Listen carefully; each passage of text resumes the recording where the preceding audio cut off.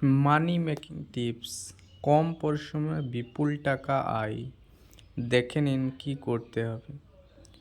মানি making tips, এইভাবে আপনি সহজে আয় করতে পারেন মোটা টাকা।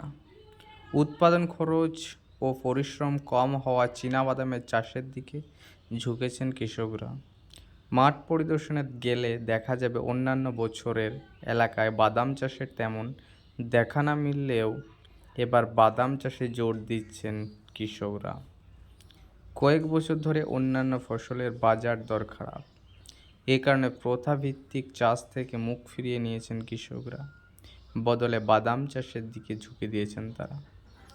বাদাম চাষে ভালো ফলনে লাভের আশায় কৃষকরা মাটি থেকে বাদাম গাছ তুললেই দেখা মিলবে একাধিক বাদামের গুচ্ছ। ধান পাট চাষ যেমন খরচ তেমনি পরিশ্রমের পাশাপাশি রোপণের পর থেকে চিন্তা করতে হয় কৃষকদেরকে। তবে বাদাম চাষের তেমন কিছু চিন্তা নেই, তেমন কিছু পোকা নেই। বেলে দোআঁশ মাটিতে বাদামের চাষ ভালো হয়।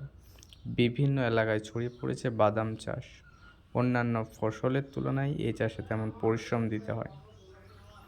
এছাড়া অন্যান্য ফসলের তুলনায় বাদাম রোগবালাই কম থাকে। কীটনাশক প্রয়োগের ঝামেলাও কম। ফলন ভালো হতে মাঝে মাঝে কয়েকবার ছত্রাকনাশক স্প্রে করলেই ভালো হয়ে যায়।